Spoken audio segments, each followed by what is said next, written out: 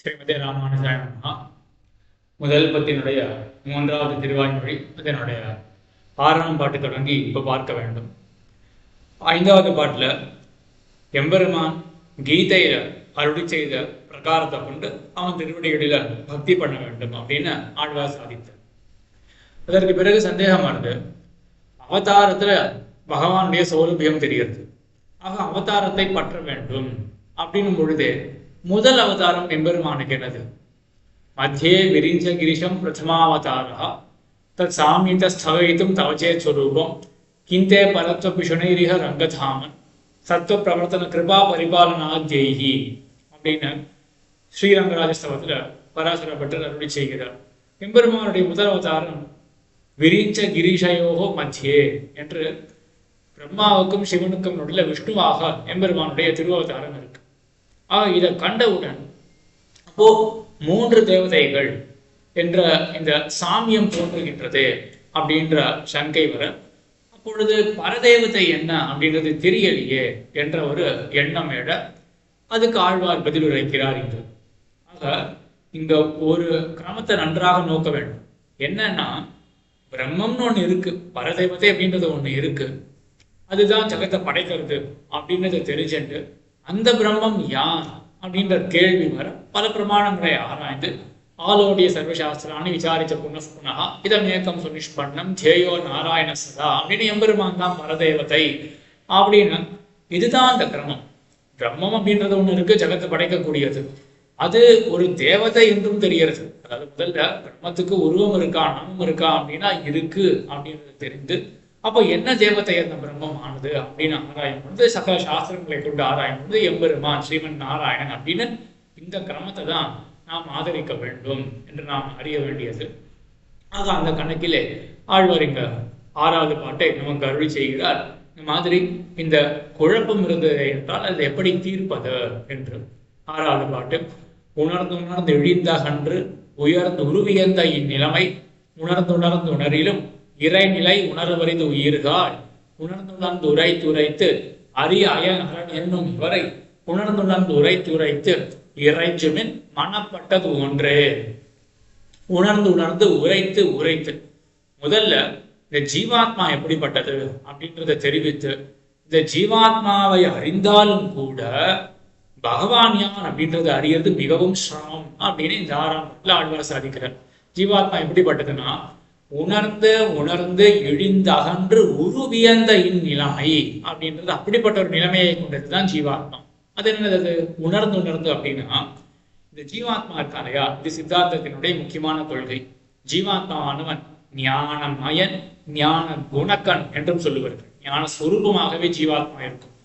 ஜீவாத்மாவை உணர்வு அப்படின்னே சொல்லலாம். உணர்வுமான ஞானம் இல்லையா, ஜீவாத்மாவை ஞானம் அப்படின்னு சொல்லலாம். ஆனா இங்க ஆழ்வார் அதை மட்டும் சொல்லாமல் உணர்ந்து அப்படின்னு சாதிக்கிறார். அதாவது வெறும் ஞானம் மட்டும் கிடையாது, ஜீவாத்மாவுக்கு ஞானம் வந்து சேரும் அப்படின்றது, வந்து சேரும்ன்றது கூட கிடையாது, ஜீவாத்மாவுக்கு ஞானமானது இருக்கு அப்படின்னு. இங்க மற்றொரு விஷயமும் அறிய வேண்டும். உணர்ந்துன்னு ரெட்டிப்பா ஆழ்வார் சாதிச்சிருக்கார். உணர்ந்துன்னா என்ன அர்த்தம்?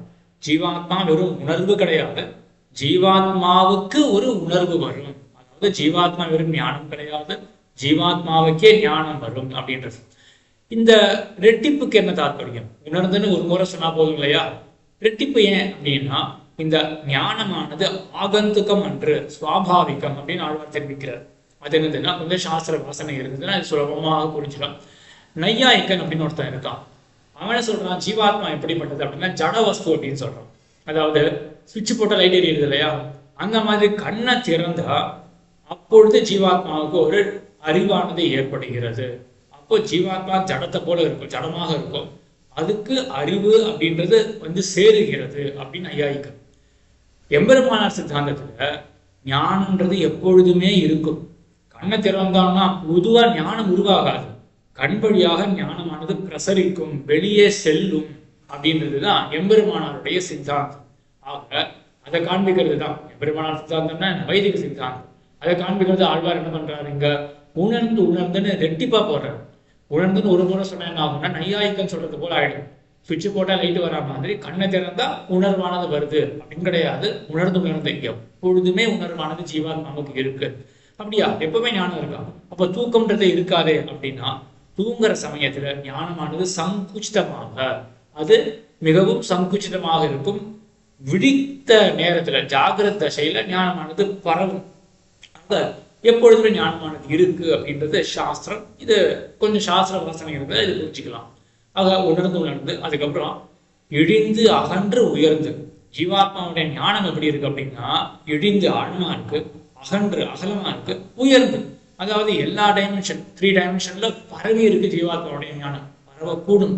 இந்த காலத்திலையும் சம்சார தசையில் இருக்கும் பொழுதும் கூட ஐம்புலன்கள் வழியாக ஞானமானது பரவுகிறது.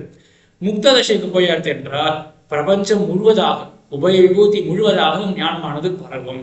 ஆக உணர்ந்து எழுந்தகன்று உருவியந்த இந்நிலைமை. எப்படிப்பட்ட நிலைமையை கொண்டது ஜீவாத்மா? உருவியந்த, உருவனா உருவத்தை கொண்டு அச்சித்து, அது வியந்து, அதை காட்டிலும் வியத்து, அதை வியத்து இருக்கு. வியத்தல் அப்படின்னாலே வேறுபட்டு இருத்தல் அப்படின்னு ஒரு அர்த்தம். இல்லாட்டி உருவு இயந்து அப்படின்னு பிரிச்சுட்டோம்னா, உருவை இயத்து இருக்கு, இயந்து இருக்கு அப்படின்னா, இயத்தல் அப்படின்னா கடத்தல், அதாவது வேறுபட்டு இருத்தல்.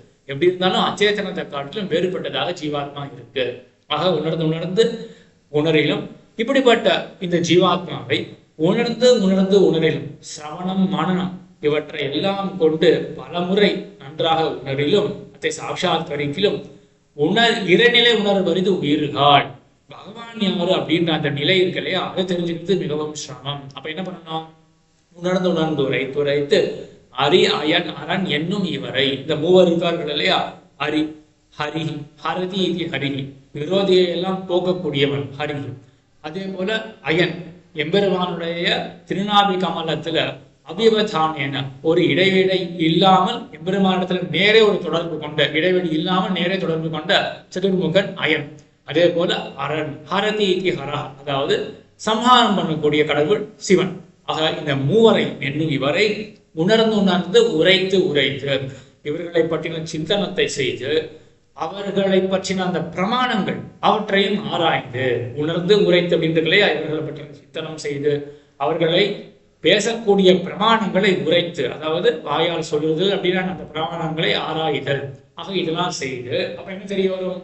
இறைஞ்சுவன் மனப்பட்டதொன்றே. உணர்ந்து உரைத்து இறைஞ்சுவன் மனப்பட்டதொன்றே. அப்ப மனசுல ஒரு விஷயமானது படும், இதுதான் பரதேவதை அப்படின்னு மனசுல படக்கூடிய அந்த விஷயத்தை இறைஞ்சுவன், அதன் இடத்துல பக்தியை செய்யும்போல், பசனம் செய்யும்போல், உணர்ந்து உரைத்து அங்கதான் எம்பெருமான் கீதையில தெரிவிக்கிறார், வியாகரன் மாம் அனுஸ்மரன் அப்படின்னு.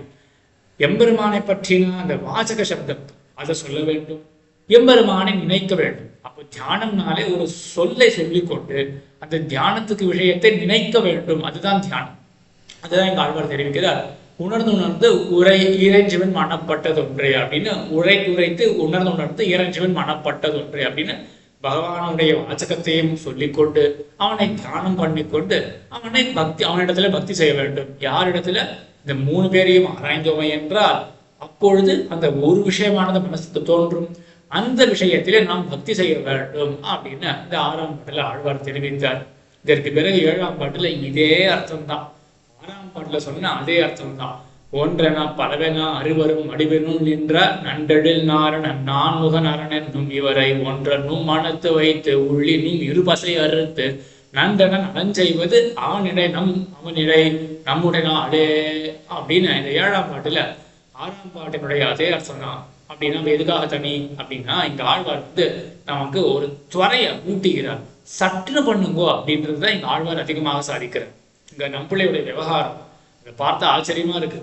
800-900 வருஷத்துக்கு தமிழ் மாறவே இல்லை அந்த மாதிரி ஒரு தெரியறது. ஏன்னா ஈட்ட சேவிச்சா எப்படி இருக்கு அப்படின்னா, போன பாட்டுக்கு இந்த பாட்டுக்கு என்ன வாசி அப்படின்னா, போன பாட்டுல ஆழ்வார் இந்த மாதிரி உபதேசம் பண்ண உடனே செய்கிறோம் அப்படின்னு சம்சாரிகள் நாம் சொன்னோம், செய்கிறோம் அப்படின்னு. ஆழ்வார் சொல்றார், செய்கிறோம் அப்படின்னு சொல்லாதீங்கோ, செய்கிறோம் அப்படின்னு சொல்லுங்கோ அப்படின்னு ஆழ்வார் சொல்றாரு. அது என்னது? ரெண்டுமே ஒண்ணுதானே. செய்கிறோம்னா என்ன, செய்கிறோம் ரெண்டுமே ஒண்ணுதானா அப்படின்னா அப்படி கிடையாது. முன்னாடி நான் 6ஆம் பாட்டை கேட்டுட்டு நம்ம செய்கிறோம் அப்படின்னு சொன்னோம் இல்லையா, அதுக்கு என்ன தாற்பயம்னா எதிர்காலத்துல செய்வோம். 7ஆம் பாட்டு ஆழ்வார் என்ன எதிர்பார்க்கிறார் அப்படின்னா, செஞ்சுட்டே இருக்கிறத நான் சொல்லணும் ஆழ்வாருக்கு, செய்கிறோம் அப்படின்னு ஆழ்வாருக்கு தெரிவிக்கணும். இதுவேதான் இப்போவும் வழக்கத்துல இருக்கு. செய்வோம் அப்படின்னு இல்லாட்டி செய்யறோம் அப்படின்னு நம்ம கொஞ்சம் இந்த தமிழை மருவி வச்சுட்டு இருக்கோம் இல்லையா, செய்கிறோம் அப்படின்றத மருவி என்ன வச்சுட்டு இருக்கோம், செய்கிறோம் அப்படின்னு வச்சுட்டு இருக்கோம் இல்லையா. செய்கிறோம் அப்படின்றது எப்போ சொல்லுவோம், செய்கிறோம் அப்படின்னா நாளைக்கு செய்கிறோம் அப்படின்னு. அதே போல செஞ்சுட்டு இருக்கோமே அப்படின்ற அர்த்தத்திலையும் செய்கிறோம் அப்படின்னு சொல்றோம் இல்லையா. அதுவே தான் நம்மளும் எங்க தெரிவிக்கிறார். 6ஆம் பாட்டை கேட்ட உடனே செய்கிறோம் அப்படின்னா நாளைக்கு ஒரு நாள் செய்வோம் அப்படின்ற எண்ணத்தோட இருக்காதீங்கோ. 7ஆம் பாட்டை கேட்டுட்டு நான் என்ன உபதேசம் பண்றேன் அப்படின்னா, நீங்க செஞ்சுட்டே இருந்து அழ்வீர் பாரும்பாழ்வீர் செய்கிறோம் செய்கிறோம் அப்படின்னு சொல்லுங்கோன்னு ஆழ்வார் எதிர்பார்க்கிறார். ஆக அந்த செய்கிறோம் அப்படின்றது எதிர்காலத்தையும் காட்டும் நிகழ்காலத்தையும் காட்டும் அப்படின்னு ஆழ்வார் தான் எதிர்பார்க்கிறார். இந்த 7ஆம் பாட்டுல ஒன்றென பலவென அறிவரும் அடிவினும் நின்ற நன்றெழில் நாரணன் நான்மகன் அரண் என்னும் இவரை. இந்த 3 பேர் எப்படி இருக்காருன்னா, ஒன்றென பலவென 3 மூர்த்திகள் இருக்கு. அந்த 3 மூர்த்திகளுக்கும் ஒரே ஆத்மா அப்படின்னு சந்தேகம். பலவென பல உருவங்கள் இருக்கே, அப்ப பல ஆத்மாக்களா அப்படின்னு சந்தேகம். பல ஆத்மாக்கள் இருந்ததுன்னா அப்ப யார் இந்த பரமாத்மா, அந்த பிரதானம் யாரு, முக்கியம் யாரு அப்படின்னு சந்தேகம். இது தெரிஞ்சுக்க முடியாத படிக்க ஒன்றென பலவென அறிவரும் வடிவினுள் நின்ற, இப்படிப்பட்ட ஒரு சந்தேகத்தை தீர்க்க முடியாத படிக்கு அறிவதற்கு அருமையான அப்படிப்பட்ட ஒரு வடிவத்திலே நிற்கிற இந்த மூவர். வடிவம் அப்படின்றதுக்கு சுபாவம் அப்படின்னு ஆச்சாரியால் வியாக்கியானம் பண்றாங்க. உங்களுடைய சுபாவத்தை புரிஞ்சுக்க முடியல, இதுல யார் பரதத்துவம் அப்படின்னு புரிஞ்சுக்க முடியலையே அப்படின்னு. அப்படிப்பட்ட மூவர் யாரு, நன்றெழில் நாரணன் நான்முகன் அரண் என்னும் இம்மூவர். நன்றெழில் நாரணன், நன்றான எழிலை படைத்த நாரணன். யார் அவன் அப்படின்னா, நாராயண அனுவாக்கம் அப்படின்னு உபனிஷத்துல இருக்கக்கூடிய ஒரு பாகம். அந்த பாகம் என்ன பண்றது அப்படின்னா, பல இடங்கள்ல வேதாந்தம் உபாசனத்தை பண்ணு அப்படின்னு சொல்றது. யார் உபாசிக்கிறது அப்படின்னு கேள்வி வர, ஏதோ இந்த நாராயண அனுவாக்கத்தில் இருக்கக்கூடியவன் தான் உபாசியன் அப்படின்னு இந்த நாராயண அனுவாக்கம் தெரிவிக்கிறது. அப்படிப்பட்ட அனுவாக்கத்துல தெரிவிக்க பெற்ற நன்றெழில் நாரணன் நான்முகன், 4 வேதத்தை சொல்றதுக்காக சிருஷ்டிக்காக இருக்கக்கூடிய நான்முகன். அதே போல அரண், நான்முகன் அரண் என்னும் இவரை சமஹார கடவுளான ருத்ரன்.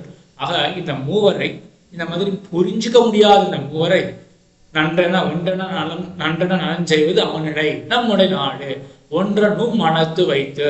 இந்த மூவரை ஆராயும் பொழுது ஒன்ற நும் மனத்து வைத்து, நும் மனத்திலே உங்களுடைய மனசிலே ஒன்றும்படியாக வையுங்கோள், அதாவது ஒன்றாக வையுங்கோள்.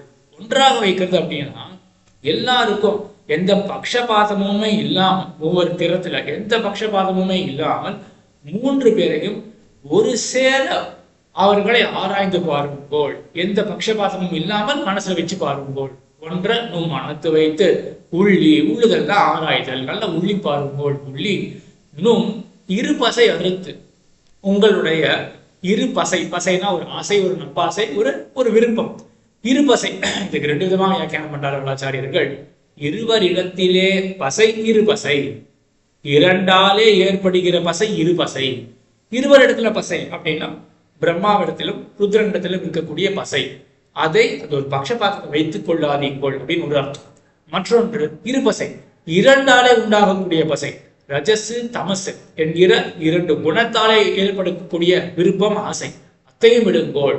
இருபசை அறுத்து நன்றென நலன் செய்வது அவனிடை, அந்த ஒருவனிடத்துல பரதெய்வத்தை இடத்துல நன்றென நலன் செய்வது, நன்றான ஒரு பக்தியை செய்வது, அனன்ய பிரயோஜனமான அவனுக்காகவே அற்றுத்தி இருந்திருக்கக்கூடிய அந்த நன்றான ஒரு பக்தியை செய்வது அவனிடத்துல செய்யும்போல் அப்படின்னு சொல்லிட்டு, நம்முடைய நாளே அப்படின்றார். நம்முடைய வாழ்நாளே அப்படின்னு சொல்றார். இதுக்கு என்ன அர்த்தம்? நம்முடைய வாழ்நாள் அப்படின்னா எல்லாரும் வாழதான் போறார்கள். என்னது நம்முடைய நாள் அப்படின்னா என்ன தாற்பயத்தோட தாற்பயத்தோட ஆழ்வார் சொல்றாருன்னா, இதே ஆழ்வார் தான் மின்னிலையில மண்ணுயிர் ஆக்கைகள் அப்படின்னு சொன்னவர். அப்ப இவர் நாள் அப்படின்னு சொன்னாலே என்ன தாற்பயம் அப்படின்னா, கழியக்கூடிய நாள், சடக்கிற எப்ப வேணாலும் மரணம் வரும், ஜாக்கிரதையா இருங்கோ அப்படின்னு ஆழ்வாருடைய அபிப்பிராயமே. அப்போ நம்மளுடைய நாள் அப்படின்னு சொல்றாங்களே, நம்மளுடைய நாள் எப்படிப்பட்டது அப்படின்னா எப்போ வேணாலும் முடியும். நந்தந்தி உதித ஆதித்யே நந்தந்தி அஸ்தமிதேரவோ ஆத்மனஹா நவபுத்தியந்தே மனுஷியாக ஜீவித க்ஷயம் அப்படின்னு பெருமாள் பரதனை பார்த்து சொல்றார் ஸ்ரீராமாயணத்துல. நந்தந்தி உதித ஆதித்யே, ஆதித்யன் உதித்தானே என்றால் சம்பாதிக்கலாம் அப்படின்னு ஒரே சந்தோஷம். நந்தந்தி அஸ்தமித்தே ரவோ, அந்த ஆதித்யன் மறைந்தானே என்றால் சம்பாதித்த கொண்டு குடும்பத்தோட சந்தோஷமா இருக்கலாமே அப்படின்னு ஒரு மகிழ்ச்சி. ஆனா என்ன இவர்கள் புரிஞ்சுக்கல, ஆத்மனஹா நான் அவபுத்தியந்தே மனுஷியாக ஜீவித க்ஷயம், தன்னுடைய வாழ்நாளில கழிதல் ஏற்பட்டு கொண்டிருக்கே, ஒரு நாள் கழிஞ்சு போயிட்டே அப்படின்றத இவர்கள் அறிய வேலை. வாழ்நாள் முடிய போறது, மரணம் ஏற்படுமே அப்படின்றத உணர வேலை அப்படின்னும். அதே போல சம்பத ஸ்வப்ன சங்காஷாக யௌவனம் குசுமோபவம் தட்டிச்சஞ்சலமாயுஷ்ச கஸ்ய ஸ்யாத் ஞானதோ திருதிஹி. சஞ்சலம் அதாவது ஸ்வப்ன சங்காஷா, சம்பத ஸ்வப்ன சங்காஷா. சம்பத்துல இருக்க செல்வம் இருக்கு இல்லையா, அது எப்படி தெரியுமா? ஸ்வப்ன சங்காஷா, கனவை போல. கனவு எப்போ வேணாலும் மறையுமே, சொத்து என்கிட்ட இருக்கு அப்படின்னு ஒரு நிரம்பி இருக்க முடியுமா? எப்போ வேணாலும் காணாம போகும். சம்பத ஸ்வப்ன சங்காஷா யௌவனம் குசுமோபமம். இந்த யௌவனம் மனசுல அதாவது உடம்புல சக்தி இருக்கு அப்படின்ற ஒரு நிலை இருக்கு இல்லையா, அது ஒரு பூவை போல எப்போ வேணாலும் வாடி போயிடும். யௌவனம் குசுமோபமம். தட்டிச்சஞ்சலம் ஆயுஷ்ச. ஆயுஷ் இருக்கு இல்லையா, அது எப்படி தெரியுமா? தட்டிச்சஞ்சலம், தட்டித்துனா மின்னல், மின்னலை போன்ற ஆயுஷ் இல்லையா, மின் நிலையில மண்ணுயிர் ஆக்கைகள் அப்படின்னு. தட்டிச்சஞ்சலம் ஆயுஷ்ச கஸ்ய ஸ்யாத் ஜானதோ திருதிஹி. இதான் முக்கியம். இப்படி அறிந்தவன் எவனுக்கு ஒரு திருதி, ஒரு நிலை பெற்ற திருதிஹி அப்படின்னா சந்தோஷம் அப்படின்னே அர்த்தம். ஆக எவனுக்கு ஒரு திருப்தி இருக்கும், எவனுக்கு ஒரு திருப்தி, ஒரு நிலை பெற்ற தன்மையானது எப்படி இருக்கும்? ஆக இது அறியாமல் போனாதான் என்ன பண்ணுவான் அப்படின்னா, என் வாழ்க்கை தான் இருக்கவே போறது நினைச்சுட்டு இருப்பான், திடீர்னு போயிடுவான். இந்த எண்ணம் வந்தாதான் நல்லதே. அப்போதான் என்ன தோணும் அப்படின்னா, எனக்கு அழிவு இருக்கு, அப்ப நான் என்ன பண்ணலாம் அப்படின்னு எண்ணம் ஏற்படும் இல்லையா. அதெல்லாம் ஆழ்வாரிங்க அவனிடை நம்முடைய நாளே அப்படின்னு நம்மளுடைய வாழ்நாள் அறிய பொறுத்து சடக்கிற எம்பெருமான் திருவடிகளை போய் ஆசிரியுங்கோள் அப்படின்னு இந்த 7ஆம் பாட்டு தெரிவித்தார். அதுக்கப்புறம் 8ஆம் பாட்டு, நாளும் நின்றடு நம பழமை அங்கொடு வினை உடனே மாளும் ஓர் குறைவில்லை மனகமல மரக்கழுவி நாளும் நம் திருவுடையடிகள் தம் நலங்கள் வழங்கி மாளும் ஓரிடத்திலும் மணக்கொடு மாடுவது பலமே. 8ஆம் பாட்டுல எம்பெருமான ஆசிரியுங்கோ அப்படின்னு ஆழ்வீர் சொல்றீரு. எங்களை ஆசிரியிக்காம தடுக்கிறதுக்கு அனாதி காலமான பாபம் இருக்கு. அந்த பாபங்கள்லாம் கிடைக்கும் பொழுது எப்படி எம்பெருமான் ஆசிரியிக்க முடியும்? ஆசிரியித்தாலுமே கூட மேலே எங்களுக்கு பக்தி செய்யாத படிக்க நிறைய பாபங்கள்லாம் தடுக்குமே அப்படின்ற கேள்வி வர, ஆசிரியத்தான் அவனை போய் பிராபிக்கணுமே, அவனை கிட்ட முடியுமா அப்படின்ற கேள்வி வர, எல்லா பாவங்களும் ஆசிரியிக்கணும் அப்படின்ற அந்த முதல் நிலையிலேயே அந்த எண்ணம் வந்தாலே போதும் எல்லா பாவங்களும் ஒழியும் அப்படின்னு இந்த பாட்டு தெரிவிக்கிறார். நாளும் நின்றடனமா பழமை அங்கொடு வினை உடனே மாளும், உடனே மாய்ந்து போய்விடும். எது? நாளும் நின்று அடு நம பழமை. நாளும் ஒரு நாளும் விடாமல் நம்மை அடுகின்றன நம்மை துன்புறுத்துகின்ற கொடு பழமை, அதாவது நாளும் நின்றடு நம்ம பழமை அங்கொடு வினை, கொடுமையான வினை. அங்கொடு அப்படின்னா அழகு அப்படின்னு அர்த்தம். அழகிய கொடுமையான வினை அப்படின்னு என்ன அர்த்தம்? பாவத்துக்கு என்ன அழகு இருக்கு என்றால், நல்ல பாம்பு அப்படின்னு சொன்னா என்ன அர்த்தம்? நல்ல பாம்பு அப்படின்னு நன்மை இருக்கான்னு, அது விஷம் அதிகம் அப்படின்னு அர்த்தம் இல்லையா? அந்த மாதிரிதான் இங்கேயும் அங்கொடுமை அப்படின்னா ரொம்ப கொடியதான பாவம் அப்படின்னு அர்த்தம். அது எப்படிப்பட்டதாக இருக்கு? நாளும் நின்று நம்மை அடுகின்ற பழமை, அனாதிகாரமாக இருக்கக்கூடிய பாவம், அது எல்லாமே உடனே மாளும், ஒரு நொடிப்பொழுதுல அழிந்து விடும். எப்பொழுது? நாளும் நின்றாடு நம்ம பழமை அங்கொடு வினை உடனே மாளும் ஓர் குறைவில்லை. அதோடு மட்டும் கிடையாது, நமக்கு மேற்கொண்டு ஒரு குறைவும் கிடையாது. ஆக நம்மளுடைய வினைகள் எல்லாம் போயிடும். எம்பெருமான மேலும் மேலும் ஆசிரியக்கிறதுக்கும் ஒரு குறை கிடையாது, பிராபிக்கிறதுக்கும் குறை கிடையாது. அதான் சொல்லுவார்கள் ஆச்சாரியர்கள்லாம், ஆசிரியன விரோதியும் போகும், பிராப்தி விரோதியும் போகும். ஆக ஒரு குறைவில்லை. மனநகம் ஆல கழுவி அப்படின்னு, மனசுல இருக்கக்கூடிய மனநகம் மனம், மனசுல இருக்கக்கூடிய மனம் என்ன அப்படின்னா இந்த திரிமூர்த்தி சாமியத்தை பத்தின சந்தேகம் தான். இந்த சந்தேகத்தை அறக்கழுவி அரும்படியாக மனசிலே இந்த சந்தேகத்தை நீக்கி கழுவி விட்டு அங்கொடு வினையுடனே மாளும் ஓர் குறைவில்லை மன்னகமலம் அறக்கழுவி நாள் நம் திருவுடையடிகள் தம் நலங்கடல் வணங்கி நாளும் எல்லா பொழுதிலும் நம்முடைய திருவுடை அடிகள், திரு அப்படின்னா பெரிய பிராட்டியார், நம்முடைய திருவுடை அடிகள், நம்முடைய அடிகள், நம்முடைய சுவாமி எம்பெருமான் தலைவன். அந்த எம்பெருமான் எப்படிப்பட்டவனாக இருக்கான்? திருவுடையவனாக இருக்கான். பெரிய பிராட்டியாருக்கு கேள்வனாக இருக்கான். அவனுடைய திருவடிகள் நலங்கடல், அப்படிப்பட்ட ஆசிரியமான திருவடிகளை நாளும் வணங்கினால் அப்படின்னு, வணங்கினால் என்ன ஆகும்? நம்மளுடைய வினைகள் எல்லாம் உடனே மாளும் அப்படின்னு முன்னாடி சொன்னதோட இங்க சேர்த்துக்கணும். நாளும் அப்படின்னு இருக்கு. நாளும் என்ன? எப்பொழுதுமே, எல்லா நாளும் எம்பெருமானம் வணங்கணும் அப்படி அர்த்தம். அப்படி சொன்னா சௌலபியம் எங்க தெரிய வருமா? அப்படி அர்த்தம் கிடையாது. நாளும் அப்படின்னா எந்த நாளானாலும், இதுதான் மூக்ஷப்படியில பிள்ளைலோகாச்சாரியர் சாதிக்கிறார். எம்பெருமானுக்கும் பிராட்டிக்கும் நித்திய யோகம் இருக்கிறபடினால நம்ம என்னைக்கு ஆசிரியம் பண்ணணும்னு நினைக்கிறோம் அன்னைக்கே போய் ஆசிரியம் பண்ணிடலாம். அவ என்னைக்கு வேணாலும் எம்பெருமான் திருவடிகளை கிட்டலாம். இதுதான் ஆழ்வார் தெரிவிக்கிறார். நாளும் ஏதோ ஒரு நாள் எப்போ வேணாலும் போய் பண்ணலாம் அப்படின்னு நாளும் திருவடி அடிகள் தம் நலங்கடல் வணங்கி, வணங்கி அப்படின்னு இருக்கு இல்லையா, வணங்க அப்படின்னு அர்த்தம். அதாவது வணங்கினால் என்ன ஆகும், வினைகள் எல்லாம் உடனே மாடும். திருவடி நலங்கடல் வணங்கி மாடும் ஓரிடத்திலும் வணக்கொடும் ஆழ்வது வனமே. மாடும் ஓரிடத்திலும் இறந்து போகும் சமயத்திலும் கூட வணக்கொடும் ஆழ்வது வனம். வணக்கத்தோட எம்பெருமான் திருத்துல ஒரு பக்தி நிலையோட அப்போ மரணம் எய்தினோம் என்றால் அதுவே பலம், அதுவே பலம் பெற்றதாக இருக்கும். நம்மள என்ன சாதிக்கிறார் அப்படின்னா, மற்ற தேவதைகள், பரதேவதை அல்லாத மற்ற தேவதைகளை வாழ்க்கை பூரா வணங்கினா கூட பலன் கிடைக்காது. பரதேவதையை தான் அப்பதானே மோட்சம் கிடைக்கும். அந்த பரதேவதையை கடைசி நொடியில வணங்கினா கூட அதுவே போதும் அப்படின்னு, கடைசி நொடியில ஏற்படக்கூடிய பக்தியே போதுமானது அப்படின்னு இங்க மற்றொரு பிரமாணமும் ஆச்சாரியர்கள் காட்டுகிறார்கள். அபிஜேத் துராச்சாரா பஜிதேமா அனன்யபாக் சாதுரேவ சமந்தவ்யா சம்யக் வியவசிதோ ஹி சஹா க்ஷிப்ரம் பவதி தர்மாத்மா சாந்தி சஸ்வத் சாந்தி நிகச்சதி கௌந்தேய பிரதிஜானீஹி நமே பக்த பிரணஷ்யதி அப்படின்னு அர்ஜுனன் தீரத்துல கண்ணன பெருமான் சொல்றான். கௌந்தேய பிரதிஜானீஹி, பிரதிஜ்ஞை பண்ண அர்ஜுனா, நமே பக்த பிரணஷ்யதி, என்னுடைய பக்தனுக்கு அழிவே கிடையாது. ஆக முன்பு எப்படி வேணாலும் இருந்திருக்கலாம், ஆனா சாதுரேவ சமந்தமியா, என ஆசிரித்த பிறகு அவன் சாது என்றே கருத கடவன். ஏன்னா சமயக் விவசித்தோரிசா, நல்ல ஒரு விவசாயம் பெற்றவனாக இருக்கான் இல்லையா. க்ஷிப்ரம் பவதி தர்மாத்மா, சற்று தர்மாத்மா ஆயிடுவான்.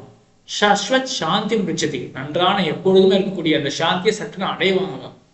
அதனால கௌந்தேய பிரதிஜானீஹி நமே பக்த பிரணஷ்யதி, நீ பிரதிஜ்ஞை பண்ண, நான் சொல்ற பிரதிஜ்ஞை பண்ண, என்னுடைய பக்தன் நாசமே அடைய மாட்டான் அப்படின்னு கண்ணன் கீதையில சொல்றான்.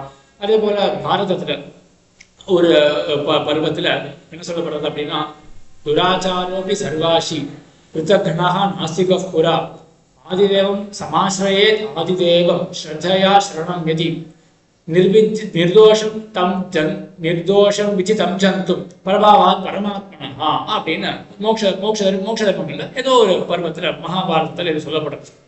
சம்சயே ஆதிதேவம் ஸ்ரத்தையா சரணம் யதி, அவன் ஆதிதேவனான எம்பெருமான உருகால் திருவடிகளை பற்றினானே என்றால் முன்பு எப்படி இருந்தான், நாஸ்திக பூரா, முன்னாடி நாஸ்திகனாக இருந்திருக்கான். அத்துடன் மட்டும் இல்லை, துராச்சாரோபி சர்வாஷி பிருத்தக்னா, துராச்சார கேடுகெட்ட ஆச்சாரங்களா கொண்டவனாக இருந்திருக்கான். சர்வாஷி என்னென்னா சாப்பிடக்கூடாது எல்லாத்தையும் சாப்பிட்டுருக்கான். அதே போல சர்வாஷி நாஸ்திக பூரா, அதே போல கிருத்தகனா செய் நன்றி கொன்றவனாக இருந்திருக்கான். இப்படி இருந்தாலுமே கூட எம்பெருமான் திருவடிகளை அடைந்தானே என்றால் ஸ்ரத்தையா சரணம் யதி சமாஸ்ரயத் ஆதிதேவம் ஸ்ரத்தையா சரணம் யதி நிர்தோஷம் விதி தம் ஜந்தும் பிரபாவா பரமாத்மனா, அப்படிப்பட்டவனை தோஷம் அற்றவன் என்று அறிவாய். பிரபாவா பரமாத்மனா, பகவானுடைய பிரபாவத்தை கருதி அவனை தோஷமற்றவனாக அறிவாய். என்ன தாற்பயம், மேற்கொண்ட தோஷங்கள் பண்ண மாட்டான், பக்தனாக ஆயிட்டான். முன்னாடி பண்ணியிருக்கானே அப்படின்றதுல நீ கணிசிக்காத, எம்பெருமானுடைய அடியவன் அப்படின்றது மட்டும் நீ மனசுல வச்சுக்கோ. பிரபாவா பரமாத்மனா நிர்தோஷம் விதி தம் ஜந்தும், ஆனா தோஷமற்றவனாக நீ அறிவாய். அவன் இப்படிப்பட்டதெல்லாம் எந்த நேரத்திலையும் எப்போனாலும் பகவானை ஆசிரியிக்கலாம் அப்படின்னு அதுதான் ஆழ்வாரிகள் சாதிக்கிறார். பணக்கொடும் ஆழ்வது பலமே. ராவணன் என்ன பண்ணான் அப்படின்னா, த்விதா பஜ்யேவம் அப்யேவம் நான் நமேயம் து கசிச்சித்து, என்னை இரண்டாக பகிர்ந்து போட்டாலும் நான் பின்னதான் விழுவேனே ஒழிய நான் வணங்கினா போல விழமாட்டேன் அப்படின்னு சொன்னான். ஏஷமே சகஜோ தோஷா சுபாவோ துரதிக்கிரமஹா, இதனுடைய சகஜமான தோஷம், பிறவியிலே மற்ற தோஷம் எனக்கு. சுபாவஹா துரதிக்கிரமஹா, வணங்காத இந்த தன்மையை என்னால் தாண்டவே முடியாது அப்படின்னு ராமன் சொன்னாலையா, அந்த நிர்பந்தத்தெல்லாம் வச்சுக்க கூடாது. வனக்கொடும் ஆழ்வது வளம் என்று அதுவேதான் பலத்தை கொடுக்கும் என்று ஆழ்வார் இந்த பாட்டில் அருள் செய்தார். அடுத்தது, வளர்த்தனன் திரிபுர மெரித்தவன் இடம்பெற துந்தித்தலத்து எழுதிசை முகன் படைத்தன் உலகமும் தானும் புலப்பட பின்னும் தன் உலகத்தில் அகத்தனன் தானே சொல்ல புகில் இவை பின்னும் வயிற்றுள்ள இவை அவன் துயக்கே. இந்த பாட்டில் ஆழ்வார் என்ன சாதிக்கிறார் அப்படின்னா, 5, 6, 7 இந்த 2 பாட்டுல திரிதேவதா சாமியத்தை பத்தி ஆழ்வார் பேசினார் இல்லையா, அங்க பரதேவதை ஒன்று அப்படின்னு அங்க நிர்ணயம் பண்ணார்.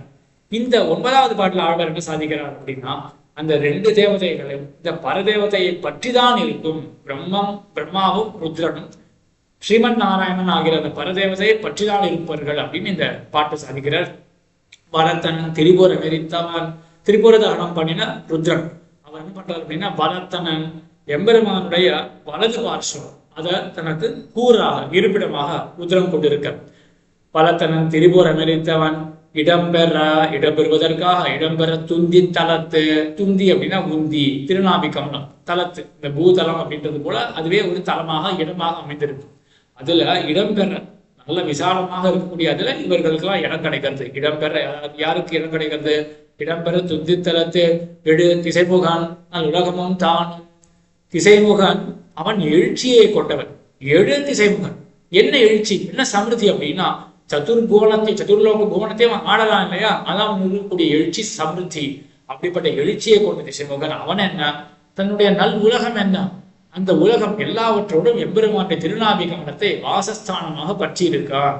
ஆழ்வார் இங்க தெரிவிக்கும் பொழுது எழு திசைமுகன் நல் உலகமும் தானும், தான் அப்படின்னா சதுர்முகன் அவனும் சரி, அவன் படைத்த இந்த நல் உலகம், அந்த நல்லுலகமும் சரி எல்லாமே சேர்ந்து எம்பெருமானுடைய அந்த திருநாபிகமலத்தை வாசஸ்தானமாக கொண்டிருக்கின்றன அப்படின்னு ஆழ்வார் தெரிவிக்கிறார்.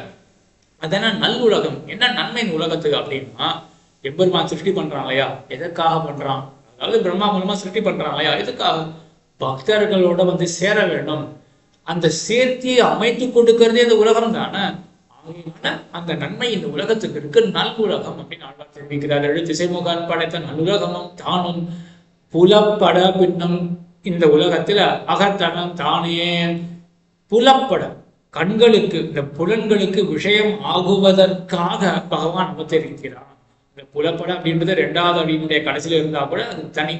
புலப்பட நல்லுலகம் தானும் புலப்பட அகத்தனன் தானே சொல்லப்புகில் அப்படின்னு அங்க சேர்த்துக்கணும். ஆக புலப்பட பகவான் புலப்படுவதற்காக என்ன பண்றாங்க, அகத்தனன் இந்த அகத்திலே வந்து புகுகிறான். அகத்தனன் பக்கத்துல நெருக்கத்துல வரான். எங்க, இந்த உலகத்துல. உலகம் தான் புலப்பட பின்னும் தன் உலகத்தில் அகத்தனன் பின்னும், அதற்கு பின் தன்னுடைய உலகத்தில பிரம்மா மூலமாக சிருஷ்டி பண்ண இந்த உலகத்துல அவனே அகத்தனாக ஆகிறான். அகத்தனன் தானே அப்படின்னு இருக்கு. தானே அப்படின்னா நம்ம பிறக்கிறோம் கர்மத்தினால, அவன் பிறக்கிறான் தானே சம்பவாமி ஆத்ம மாயையா அப்படின்னு தன்னுடைய இச்சையால் வந்து பிறக்கிறான் ஆழ்வாரத்தை தான் சாதிக்கிறார். தானே அவனே வந்து பிறக்கிறான். அகத்தனன் தானே சொலப்புகில் இவை இந்த ரட்சண பிரகாரங்கள் எல்லாவற்றையும் சொல்ல புக்கால் பின்னும் வயிற்றுல மேலும் மேலும் உள்ளே எவ்வளோ விஷயங்கள் இருக்கு, சொல்லியே முடிக்க முடியாது. அதான் சொல்லப்புகில் பின்னும் வயிற்றுல அப்படின்னா இன்னும் மிச்சம் இருக்கு, கம்பீரமா ஆழமா நிறைய இருக்கு.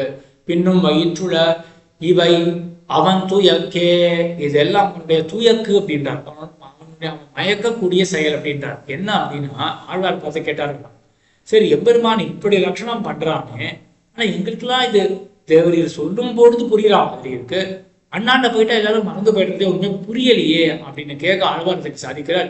இவை அவன் துயக்கே, அவன் தான் வந்து இந்த துயக்கத்தை இந்த துயக்குப்படியாக எம்பெருமான் தான் இயக்கிறான். இயக்குகிறான் அப்படின்னா பூர்வ கர்மத்துக்கு அனுகுணமாக உங்களுக்குலாம் எந்த சம்சயத்தை எம்பெருமான் ஏற்படுத்துவான். நீங்க என்ன பண்ணணும் அப்படின்னா, அந்த சம்சயம் ஏற்படும் பொழுதும் நீங்க விவேகத்தை பயன்படுத்தி, ஆழ்வார் சொன்னார் இல்லையா, உபதேசம் கேட்கும் பொழுது புரிஞ்சுது அப்படின்ற அதே நல்ல பற்றாசாக பற்றி சம்சயம் வரும் பொழுது எம்பெருமான் திருவடிகளை ஆசைத்தீர்களே என்றால் கர்ம வினை பயன் எல்லாமே அகன்று எப்பொழுதும் பகவத் பக்தியானது பிறகு அப்படின்றது நம்மளே சேர்த்துக்க வேண்டியதான்.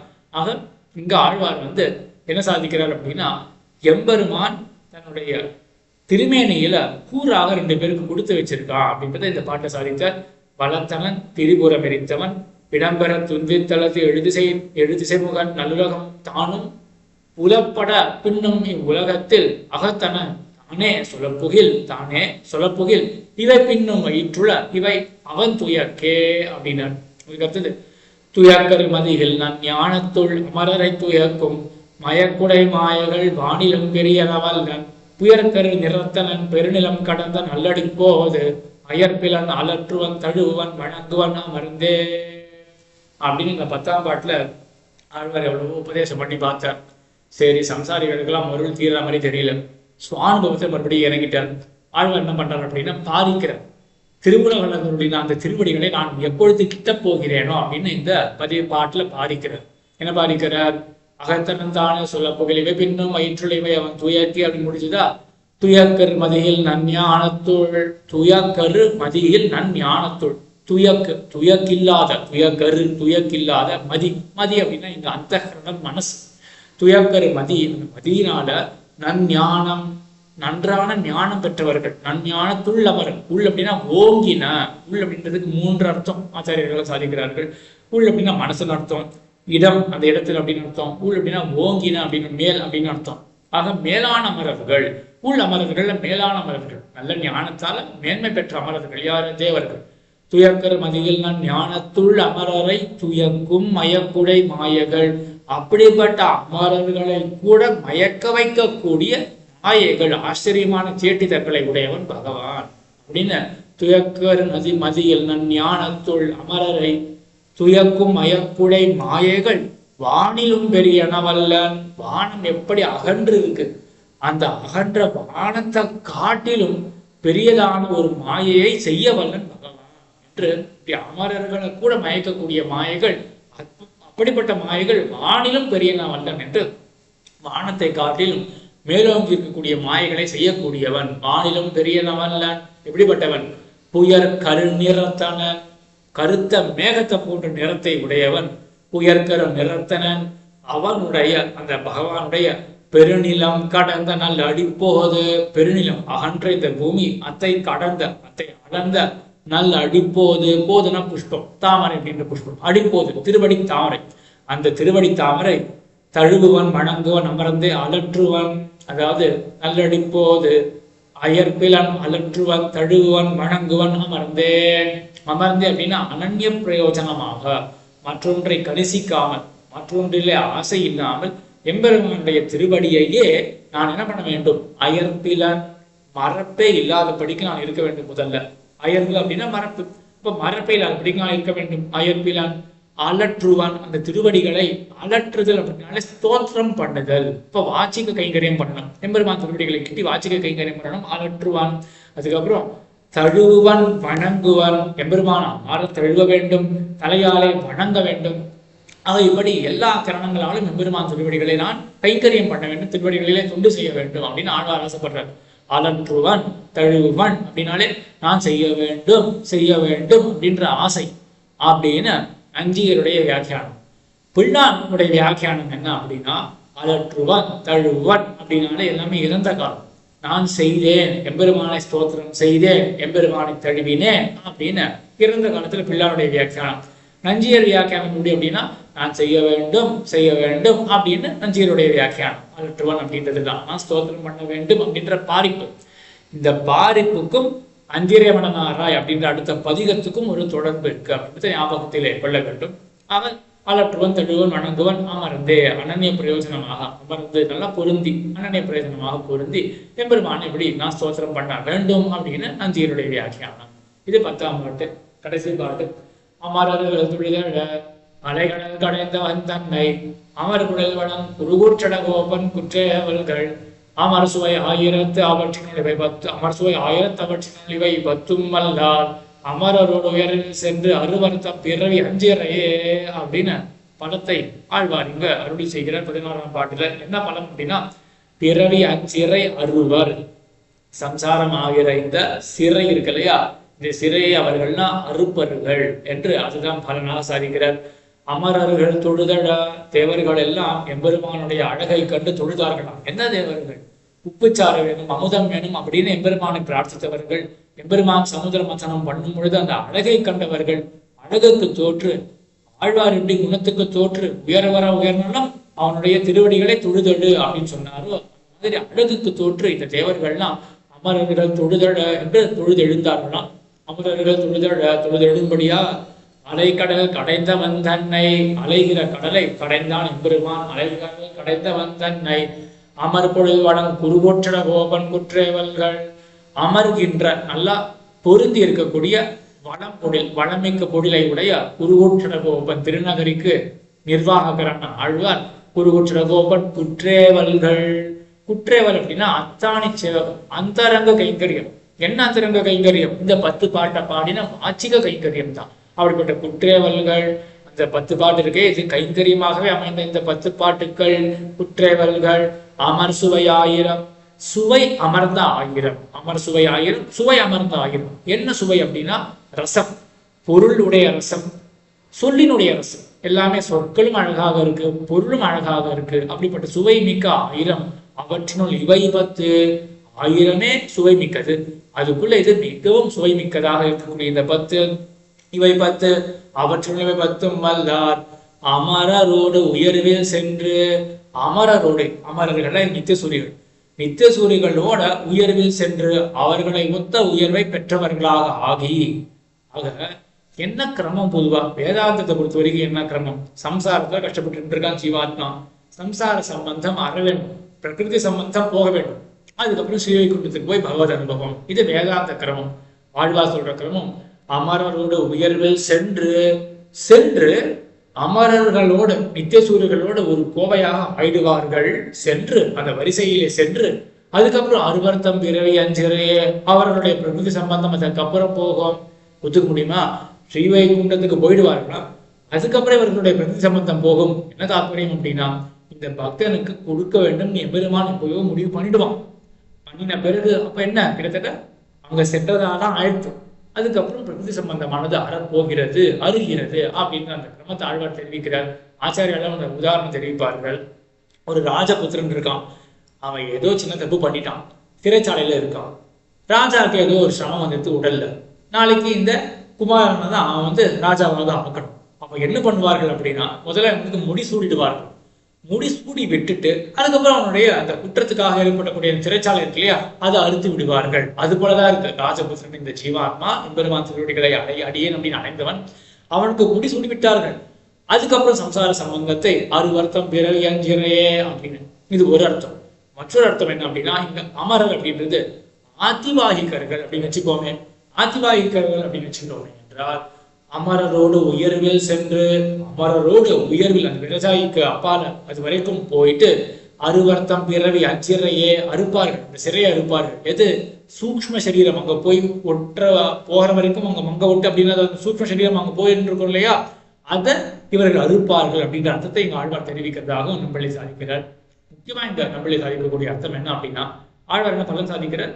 பிறவியுடைய இந்த கடலை நீந்துவர்கள் அப்படின்னு சாதிக்கிறார் ஆழ்வார். இதுதான் கண்ணன்னு சொல்றான். என்ன சொல்றான்? ஜன்ம கர்மச்சமே திவ்யம் ஏவம் யோ வேதி தத்வதா தியக்த்வா தேகம் புனர்ஜன்ம நைதி மாமேதி சோர்ஜுனா அப்படின்னு என்னுடைய ஜன்ம ரகசியத்தையமா அறியறானோ, அவதார சௌலபியத்தைமா அறியறானோ, அவன் என்னையே அடைவான், சம்பந்தத்தை விடுத்து என்னையே அடைவான் கண்ணன் சொன்னா இல்லையா, அத்தையே தான் ஆழ்வாரிங்க பலனாக அருள் செய்கிறார் அப்படின்ற ஒரு அர்த்தம். மற்றொரு முக்கியமான அர்த்தம் இந்த பலத்தனன் அப்படின்ற இடத்துல சொல்ல வேண்டி இருந்தது. என்னன்னா, எம்பெருமான் அவதாரம் பண்றா இல்லையா, அதுக்கு 3 பிரயோஜனங்கள் சொல்லுவார்கள். பரித்ராணாய சாதுனா விநாசாய துஷ்கிருதா தர்ம சம்ஸ்தாபனார்த்தாய அப்படின்னு இருக்கு இல்லையா. இந்த சாது பரித்ராணம் அப்படின்றது இருக்கு, தர்ம சம்ஸ்தாபனம் அப்படின்றது இருக்கு, அதே போல துஷ்கிருத் விநாசம் அப்படின்றது இருக்கு. நம்ம உபன்யாசங்கள் எல்லாம் கேள்விப்படுற விஷயம் என்ன?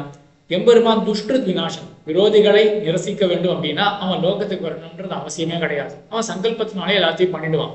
ஆகையினால அது முக்கியமான பிரயோஜனம் கிடையாது. அது ஆனுஷங்கிக்க பலன், அது தன்னிடையே வந்த பலனை உடைய இதை கருதி பகவான் வரல. பகவான் எதுக்காக வரான் அப்படின்னா, பரித்ராணாய சாதுனா, சாது பரித்ராணத்துக்காக வரான். அதே போல தர்ம சம்ஸ்தாபனார்த்தாய, தர்ம சம்ஸ்தாபனம் பண்றதுக்காக வரான்.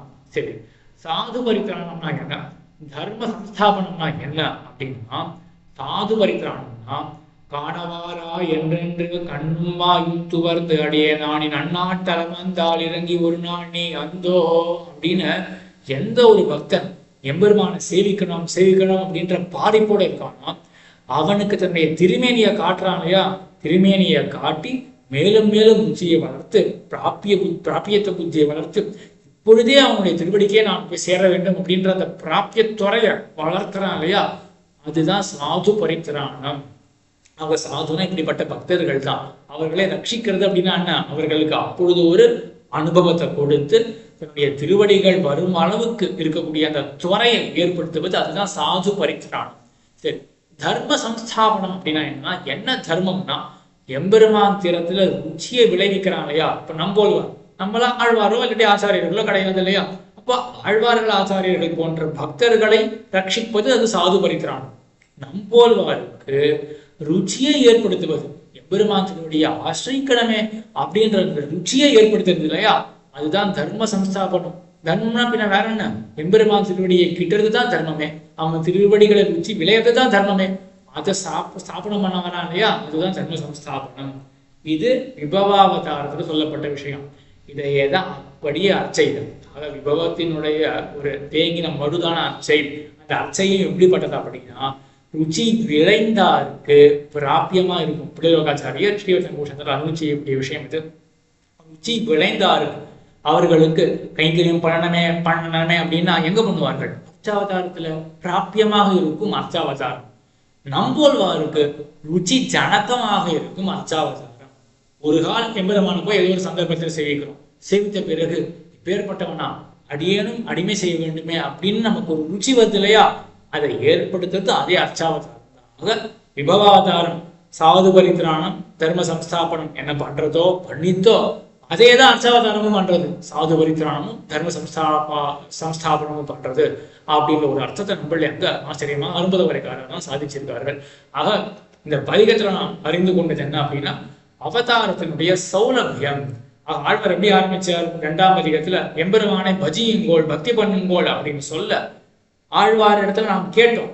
நாமும் இருக்கை முடவர்களாக இருக்கோம், ஒண்ணுமே சக்தியற்றவர்களாக இருக்கும். நான் எப்படி அப்பேற்பட்ட பகவானை பஜிக்கிறது அப்படின்ற கேள்வி வர அந்த பகவானை இறங்கி வந்தானே என்றால் அப்பொழுது பக்தி செய்யலாமே அப்படின்ற பதில் தான் இந்த 3வது பதிகத்திலே சௌலபியத்தை விளக்குகிறார். இந்த விளக்கும் விதத்துல ஆழ்வார் அந்த பதிலை விளக்குகிறார் என்பதை அனுபவித்தோம். ஆழ்வார் திருவடிகளே சரணம், எம்பெருமானார் திருவடிகளே சரணம், ஜீயர் திருவடிகளே சரணம்.